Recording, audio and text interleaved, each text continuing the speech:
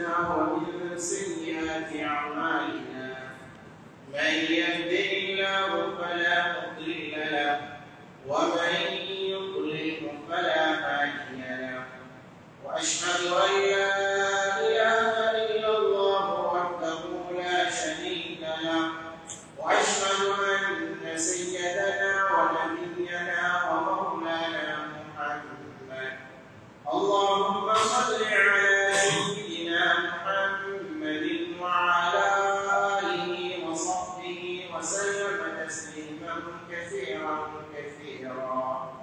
أرسله بالحق بشيرا ونذيرا وداعيا إلى الله بإذنه وسراجا منيرا أما بعد فقد قال الله سبحانه وتعالى في القرآن الكريم أعوذ بالله من الشيطان الرجيم بسم الله الرحمن الرحيم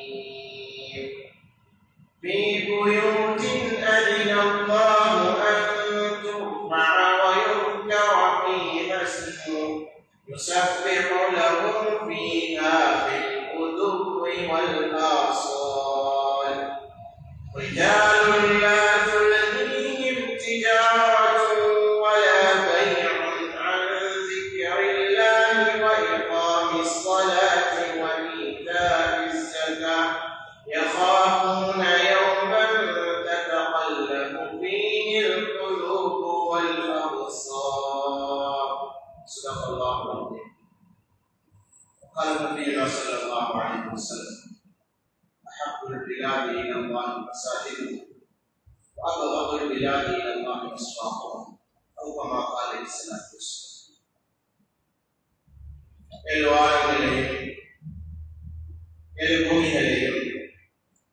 அதற்கிலேயே பல கோடிக்கணக்கான படைப்புகளை படைத்து அனைத்துக்கும் தேவையான ஏற்பாடுகளை செய்து கொண்டிருக்கக்கூடிய ஒரே இடம் அல்லாஹ் ஜல்லல்லாஹு. அவன் தனித்தவன், இணை துணையற்றவன், நாடியதை நாடியவாறு செய்யக்கூடியவன் என்று சாட்சி சொன்னதன் பின்னால் உலகத்துக்கும் மறுப்படையாக இதை தூதராக உம்மத்துக்கு வழிகாட்டியாக இவ்வையகத்துக்கு வந்திருந்த எங்கள் பெருமானார் முஸ்தபா முஹம்மது ஸல்லல்லாஹு அலைஹி வஸல்லம் அவர்களுக்கு அன்னாருடைய வாழ்க்கையை முழுமையாக தனது வாழ்க்கையை ஆக்கிக் கொண்டு உத்தம சஹாபாக்கள், தாபிஈன்கள், தபுல் தாபிஈன்கள், நல்லடியார் அனைவர்கள் மீதும் என்றென்றும் சாந்தியும் சமாதானமும் உண்டாகும். உணவின் ஜும்மாவுடைய கடமை நிறைவேற்றுவதற்காக வேண்டி மஸ்ஜிதிலே இஹ்திகாம் நடந்திருக்கும் அல்லாஹ்வின் நல்லடியார்களே, வாழ்க்கையில் எல்லா சந்தர்ப்பங்களிலும் எங்கிருந்தாலும் படைத்த அல்லாஹ்வை பயந்து அஞ்சி தக்வால் வாழ்ந்து கொள்ளும்படி, ஆனால் ஏழைகளை தமது வாழ்க்கையில் இயன்ற அளவு வெளிக்கொண்டு கொள்ளும்படி, விலக்கிய விலங்குகளை முழுதாக தவிர்த்து ஒதுக்கி வாழ்ந்து கொள்ளும்படியும் அடியே நான் எனக்கும் அப்பா உங்களுக்கும் வசியத்தும் நசீகத்தும் செய்துள்ளேன். மேலான கண்ணியமிக்க கர்மான்களே, பெரியார்களே, சகோதரர்களே, உலகத்தில் அல்லாஹ் சுப்ஹானஹு வ தஆலா அவனுக்கு விருப்பமான இடமாக மஸ்ஜிதை ஆக்கி வைக்கிறார். உலகத்திலே எத்தனை கட்டிடங்கள் இருக்கலாம், அந்த கட்டிடங்களுக்கு பார்வையிடுவதற்காக வேண்டி சுற்றுலாக்கள் கூட செல்லலாம். அந்த கட்டிடங்களுக்கு பல கோடி ரூபாய்கள் செலவழித்திருக்கலாம். அப்படி எந்த கட்டிடங்கள் இருந்தாலும் அல்லாஹ்வுக்கு இந்த உலகத்திற்கு மேலால், பூமிக்கு மேலால் விருப்பமான ஒரு கட்டிடம், ஒரு இடம் இருக்கும் என்றால் சொன்னாங்க அது பள்ளிவாய், அது மஸ்ஜித். நபி ஸல்லல்லாஹு அலைஹி வஸல்லம் அவங்க அஹப்புல் பிலாதி இலல்லாஹி மஸாஜித், அல்லாஹ்வுக்கு ஊர்களிலே மிகவும் விருப்பமான இடம் சொன்னாங்க அது மஸ்ஜித் என்றார்.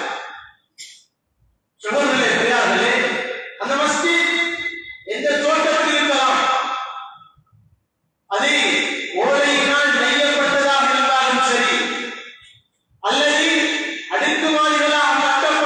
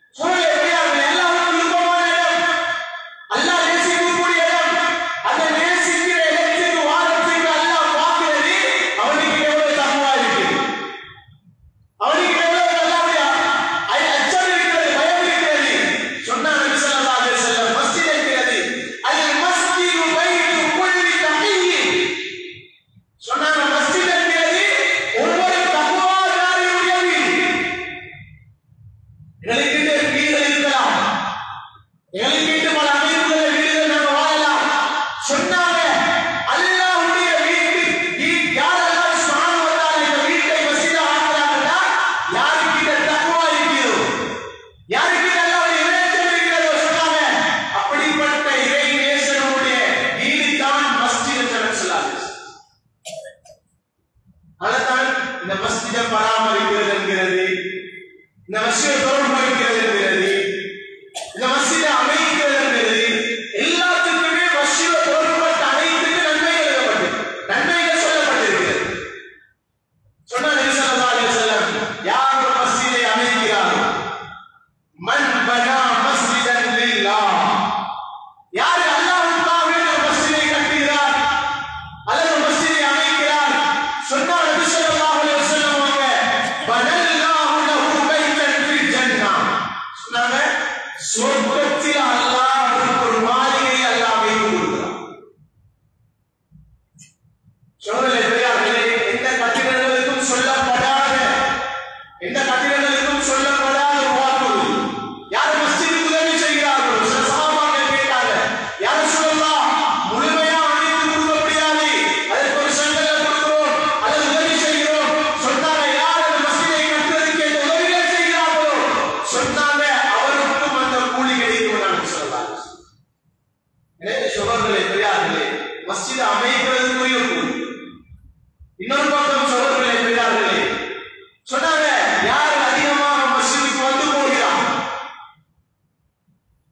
அதிகமாக மஸ்ஜிதோடு தொடர்பாகிறார், சொன்னாங்க இதா ரஐதும் ரஜுல யக்தாபுல் மஸ்ஜித, சொன்னாங்க நீங்க ஒரு மனிதனை மஸ்ஜிதோடு அதிகமாக தொடர்பு கொள்கிறார், வருகிறார் போகிறார் என்று நீங்க பார்த்தால், சொன்னாங்க ஃபஷ்ஹது லஹு ஈமானா, அவர் ஈமான்தாரி, மஸ்ஜிதுக்கு அடிக்கடி வாரார், மஸ்ஜிதோடு தொடர்பாகிறார், மஸ்ஜிதுக்குள்ள இருக்கிறார், சொன்னாங்க இவர் யாரு, சொன்னாங்க அவர் ஈமான்தாரி என்று நீங்க சாட்சி சொல்லுங்க நபி ஸல்லல்லாஹு அலைஹி வஸல்லம். ஒரு ஈமான்தாரி தான் மஸ்ஜிதோடு தொடர்பாகுவார். அததான் நபி ஸல்லல்லாஹு அலைஹி வஸல்லம் காலத்துல கூட அந்த மஸ்ஜிதை சுத்தம் செஞ்ச பெண்மணி, அல்லாஹ் ஒரு மஸ்ஜிதை சுத்தம் செஞ்ச பெண்மணிக்கு நபி ஸல்லல்லாஹு அலைஹி வஸல்லம் சொன்ன வார்த்தைகள், ஒரு கருப்பு ஒரு பெண்மணி நபி ஸல்லல்லாஹு அலைஹி வஸல்லம் காலத்துல மஸ்ஜிதில் கூடிய ஊற்றைகளை பெருக்கி சுத்தம் செய்வார். ஒரு தடவை நபி ஸல்லல்லாஹு அலைஹி வஸல்லம் அவங்க பார்க்கறாங்க, அந்த பெண்மணியை காணவில்லை.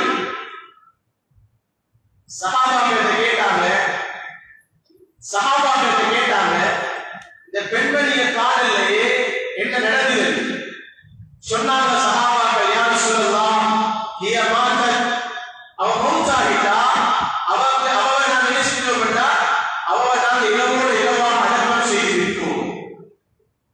நபி ஸல்லல்லாஹு அலைஹி வஸல்லம் அவங்க சொன்னாங்க, இதா மாத அஹதுக்கும், ஒவ்வொருத்தர் மௌத்தாகினா சொன்னாங்க எனக்கு நீங்கள் அறிவீங்க, ஒவ்வொருத்தர் மௌத்தாகினா எனக்கு நீங்க கொஞ்சம் சொல்லுங்கள் சொன்னாங்க. அவருடைய கபர் எங்கே இருக்கிறது? சோதரர்களே பெரியார்களே, அந்த மக்பரா காட்டப்பட்டது. நபி ஸல்லல்லாஹு அலைஹி வஸல்லம் அவங்க அந்த பெண்மணிக்காக வேண்டி வாரி ஜனாஸா தொழுதாங்க. தொழுதுட்டு அந்த பெண்மணிக்காக வேண்டி துஆ செஞ்சாங்க. துஆ செஞ்சுட்டு சஹாபாக்கள் பார்த்து சொன்னாங்க, நான் அவரை சொர்க்கத்திலே இருப்பதாக கண்டேன் சொன்னாங்க. சொர்க்கத்தில் எதற்காக கொடுக்கப்பட்டது? மஸ்ஜித் இருக்கக்கூடிய, பள்ளிவாயில் இருக்கக்கூடிய ஊற்றையை பெருக்கி சுத்தம் செய்வதனால அந்த பெண்மணிக்கு அல்லாஹ் சுப்ஹானஹு வ தஆலா சொர்க்கத்தை அல்லாஹ் கொடுக்கிறான் என்றால் மஸ்ஜிதோட தொடர்பு வைக்கிறது. ஜோரலே பெரியார்களே, எனவே இந்த மஸ்ஜிதோட நேசம் வரும், இந்த மஸ்ஜிதோட அன்பு வரணும். மஸ்ஜிதோட நேசம் வைக்கிறது, மஸ்ஜிதோட அன்பு வைக்கிறது இருக்கிறது. அது வெளியே கண்டப்பேருந்து கொண்டு அத்தேனியை பேசிக்கொண்டு இந்த மஸ்ஜித் எப்படி அமைக்கணும், அப்படி செய்யணும், இப்படி ஆக்கணும், இப்படி செய்யணும் என்பதல்ல. பெரியார்களே, மஸ்ஜிதை நேசிக்கிறது என்கிறது மஸ்ஜிதை உயிருள்ளதாக, மஸ்ஜிதை அதை உயிர்ப்பிக்கக்கூடிய இடமாக மஸ்ஜிதை அமால்கள் கட்டப்பட வேண்டும்.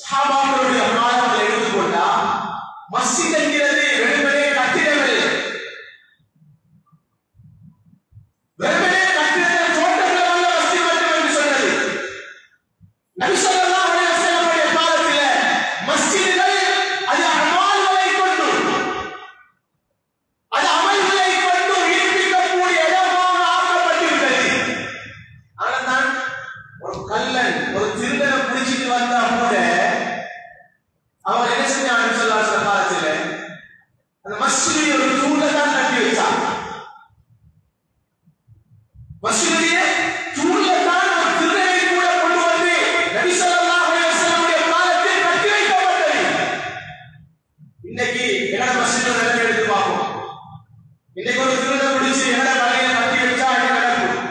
இஸ்லாத்தை படிக்கக்கூடிய இடமாக, எங்கட அஹ்லாக்குகளை விளக்கக்கூடிய இடமாக, எங்களுடைய இபாதத்துகளை விளக்கக்கூடிய இடமாக இருக்கிறதா என்று சிந்தித்து பார்க்கலாம்.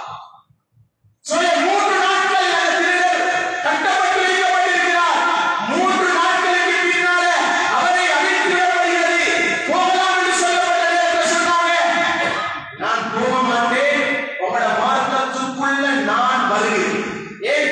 அந்த மஸ்ஜித் அப்படியாப்பட்ட இடமாக இருக்கிறது. அங்க தொழுகை, அங்கே குர்ஆன் திலாவத், அங்கே திக்ராத்துகள், அங்கே அக்லாக்குகள், அங்கே பண்பாடுகள், அவருடைய நடத்தைகள் இஸ்லாத்தை கவரக்கூடியதாக மஸ்ஜித் இஸ்லாமாக்கப்பட்டது. சோழே பெரியார்களே, இதே மஸ்ஜிதை எடுத்து பார்த்தால் எங்களுடைய மஸ்ஜித் எந்த தோல்லை இருக்கிறது. எனக்கு மஸ்ஜிதுக்கு உள்ளே தொடர்பட்ட சோழே பெரியார்களே, அதனால்தான் நபி ஸல்லல்லாஹு அலைஹி வஸல்லம் அவங்க ஆக குறைந்தது ஒரு மனிதன் 5 நேர தொழுகையும் சரி அவன் மஸ்ஜிதோடு ஆக்கும் என்று நபி ஸல்லல்லாஹு அலைஹி வஸல்லம் சொன்னார். 5 நேர தொழுகை என்பது அது வீட்டுக்குள்ளாக தொடரக்கூடிய தொழுகை அல்ல. நாம் எல்லாரும் உள்ளவர்களோட யோசிப்போம். வாலிபர்கள் தான், வயதுள்ளவர்கள் தான். 5 நேரம் ஃபர்லான தொழுகை என்பது தன்னுடைய வீட்டுக்குள்ளால், தன்னுடைய வியாபார ஸ்தலத்துக்குள்ளால் தொடரக்கூடிய தொழுகை அல்ல. 5 நேரம் ஃபர்லான தொழுகை என்பது இது மஸ்ஜிதுக்குள்ள ஒவ்வொரு மனிதனும் நிறைவேற்றப்படும். ஆரோக்கியம் உள்ள, அதுக்கு சில காரணங்கள் இருக்கிறது. வீட்டில் தொழுவதாக இருந்தால் சில காரணங்கள், நோய்வாய்ப்பட்டிருக்கிறார் அல்லது மழை பெய்து சேறுகள் படித்திருக்கிறது, வரக்கூடிய நேரம் அதாவது மேலே படுகிறது அல்லது பயம் என்கிற சில காரணங்கள் இருந்தால் வீட்டில் தொழுவதற்கு அனுமதி இருக்கிறது. அதெல்லாமல் எந்த காரணம் இல்லாமல், எந்தவித காரணமும் அல்லாமல் தன்னுடைய தொழுகைகளை வீட்டிலே தொழுவதற்கு இஸ்லாம் இந்த சந்தர்ப்பத்தில் விளக்குகிறது. அதனாலே சோழர்களே பெரியார்களே, நபி ஸல்லல்லாஹு அலைஹி வஸல்லம் அது சொன்னாங்க.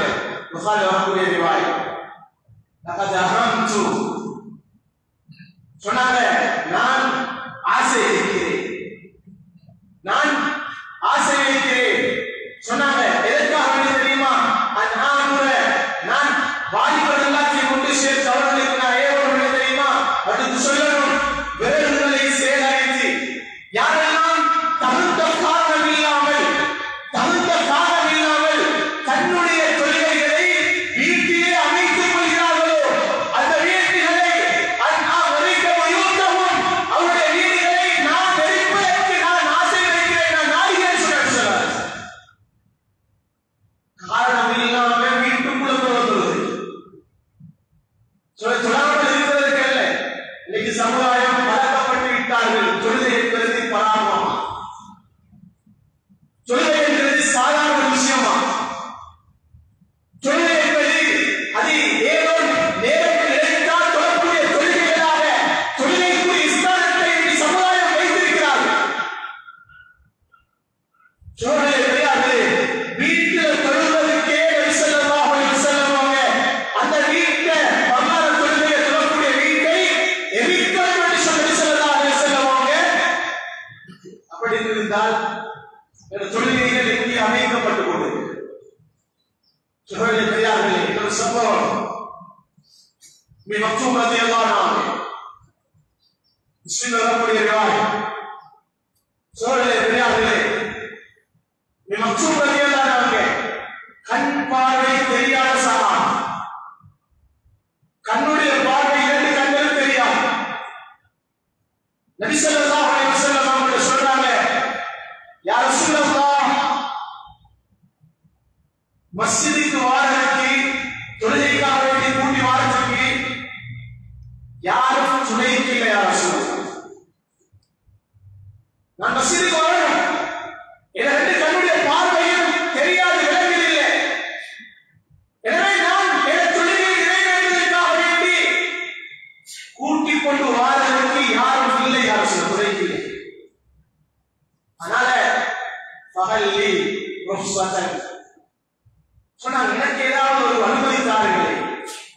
எதுக்காக வேண்டி எங்க தொழுகையை வீட்டில் அமைச்சு கொடுத்து சொல்லாம இருக்கிறதுக்கு அல்ல, தொழுகை இருக்கிறதுக்கு அல்ல.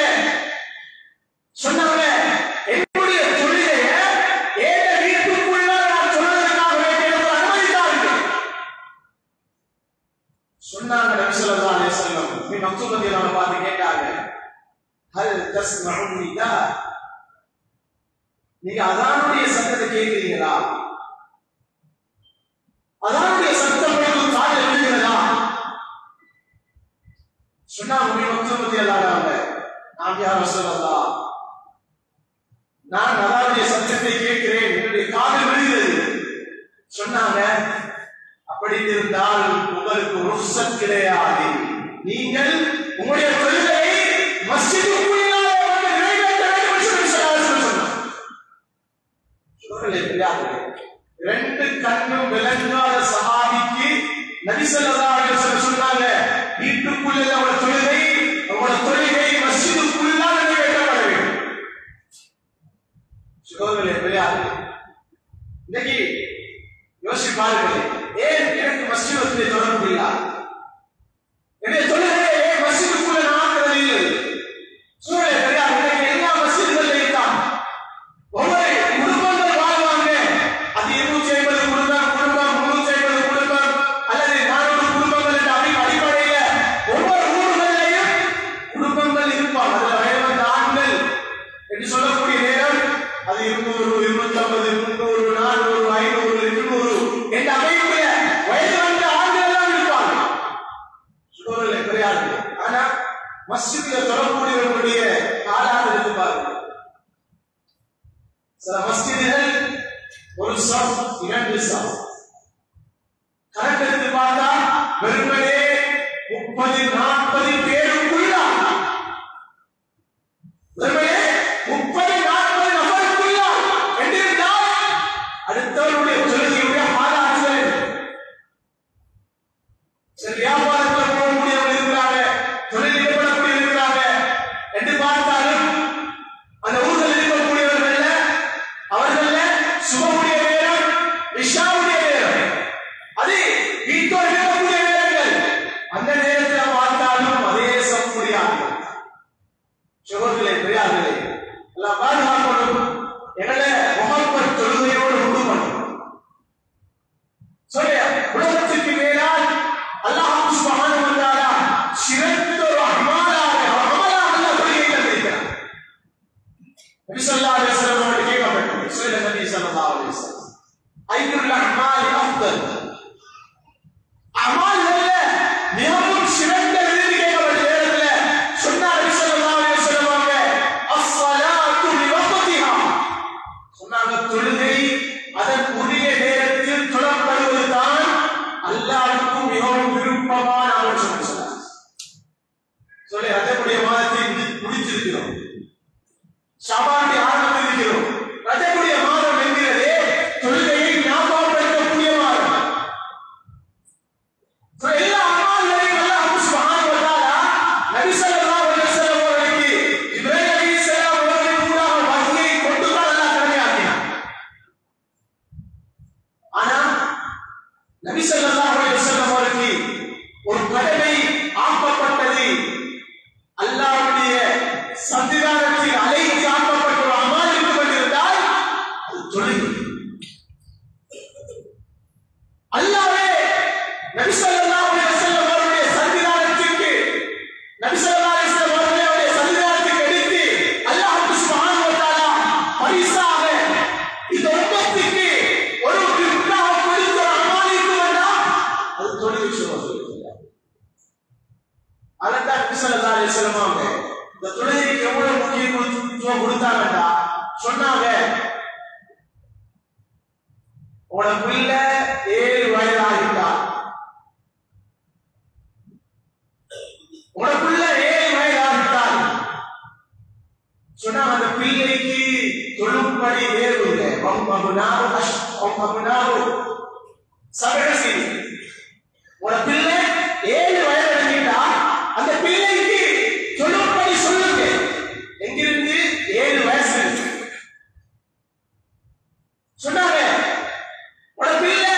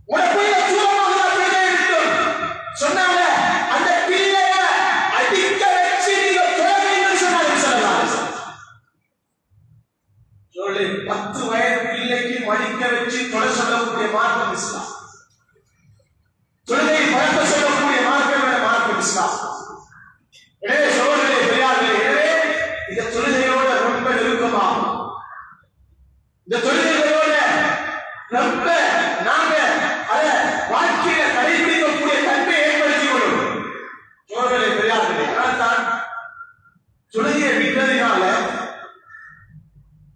ஏராளமான விபரீதங்கள் அது உலகத்துடைய வாழ்க்கையில கூட சொல்ல மாட்டேன்.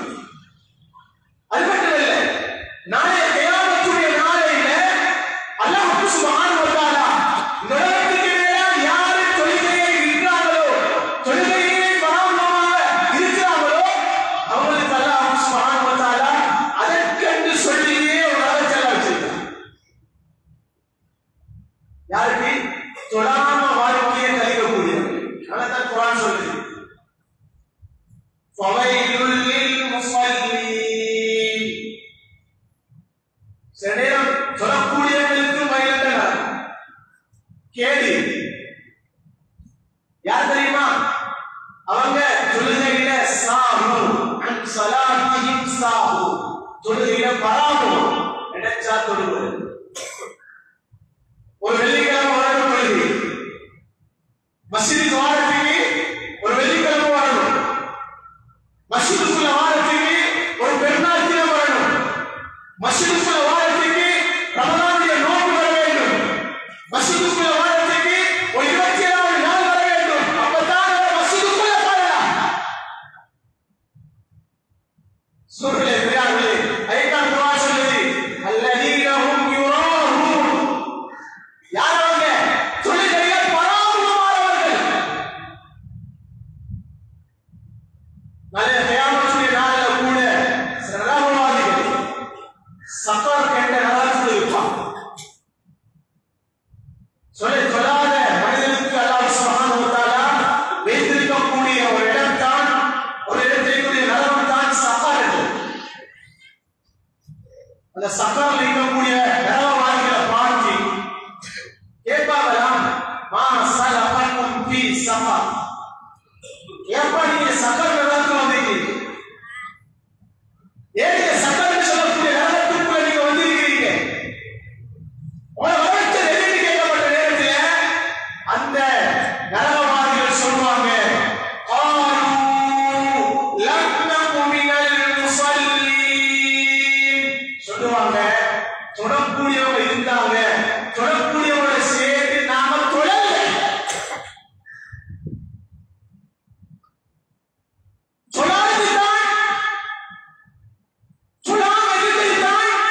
இந்த சக்கரன்னு சொல்லக்கூடிய நரகத்துக்கு எங்களை இழுத்துக் கொண்டு வரப்பட்டது என்று சொல்லுவாங்க. சகோதரர்களே, பெரியார்களே, அதனால நாளைய கியாமத்துடைய நாளையில அது நரகத்துக்கு போனதுக்கு பின்னால் நாளைக்கு கபரில் வைக்கப்பட்டு கியாமத்துடைய நாளையில அல்லாஹ் எழுப்புவான். எழுப்பாட்டப்படக்கூடிய நேரத்தில் ஒரு மனிதனுக்கு அல்லாஹ் விசாரணை செய்வான். அல்லாஹ்வுடைய விசாரணை நடக்கும். அதுல முதலாவது கேள்வி, அதுல கேட்கப்படக்கூடிய கேள்விகள் முதலாவது சொன்னார் ஸல்லல்லாஹு அலைஹி வஸல்லம், அவ்வளவு மா யுஹாஸபு பில் அப்து யௌமல் கியாமா. கியாமத்துடைய நாளையில ஒரு அடியானுக்கு முதலாவது கேள்வியாக கேட்கப்படும் அஸ்ஸலாம், தொழுகையை பற்றி சொன்னார். தொழுகையை பற்றி உலகத்தில அவருடைய தொழுகை சீராக இருந்தால், தொழுகை அழைக்கப்படி நிறைவேற்றிருந்தால், சொன்னார் நபி ஸல்லல்லாஹு அலைஹி வஸல்லம், ஃபஇன் ஸலஹத் அவர் நிறைவேற்றிருந்தால், ஃபகத் அன்ஜஹ அஃப்லஹ அவர் வெற்றி பெற்றவர், அவர் ஈடேற்றப்பட்டவர்.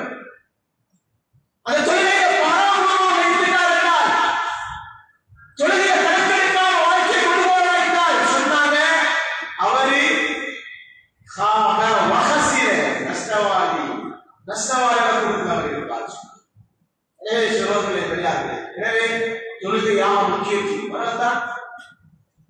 சில அமல்கள் இருக்குது, அது ஹஜ்ஜு தான், அது நோன்பு தான், அது ஸகாத் தான். சில நேரம் கடமையான நேரத்தில் அதுகளுக்கு கடமை இல்லாம போகும்.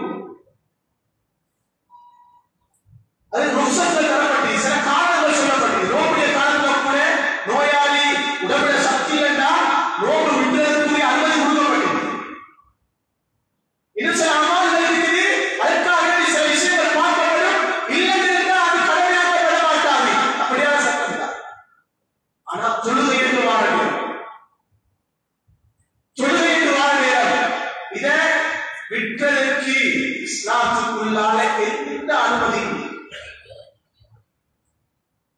பெண்களை தவிர. அது இல்லாம ஆண்களுக்கு வாழ நேரம் தொழிலையா எந்த கட்டத்திலும் எந்த சந்தர்ப்பத்திலும் விட்டதற்குரிய அனுமதி இல்லவே இல்லை. நோய்வாய்ப்பட்டிருக்கிறார், பெற்றோர்கள் இருக்கிறார், அவர் கிளம்பி தொழிலாளி சொன்னால் சிலர் உட்கார்ந்து சொல்லட்டும், உட்கார்ந்து தொழிலாளி சாய்ந்து கொண்டு சொல்லட்டும், சாந்தி கொண்டு தொழிலாளி கட்டுடைய சமிக்கையினால் சொல்லட்டுள்ளார். எல்லா கட்டங்களையும் எல்லா சந்தர்ப்பத்திலையும் தொழுகை விட்டதற்கு அனுமதி சொல்லப்பட்டது. அதுதான் நபி ஸல்லல்லாஹு அலைஹி வஸல்லமுடைய கடைசி கட்டம், கடைசி கருவாய் உபதேசமாக இருந்தது அஸ்ஸலா அஸ்ஸலா அஸ்ஸலா. தொழுகை தொழுகை தொழுகை தொழுகையை பொறுப்பா இருக்காதீங்க, தொழுகையை பராமரிக்காதீங்க, தொழுகை நிலைநாட்டுங்கள், தொழுகையை சரியான முறையில் ஆக்கிக் கொள்ளுங்கள். நபியுடைய கடைசி உபதேசம். எனவே சோழர்களை பெரியார்கள், எனவே தொழுகையோடு ரொம்ப நெருக்கமாகும். எனவே ஷாபானுடைய மாதம் இருக்கிறோம், ரஜபை முடித்து விட்டோம், ஷாபானுடைய மாதம் இருக்கிறோம், அடுத்தது ரமலான். அந்த ரமலான்ல பல சுண்ணத்தான அனுமானங்கள் என்று சொல்லப்பட்டிருக்கிறது. பங்குக்கு கூட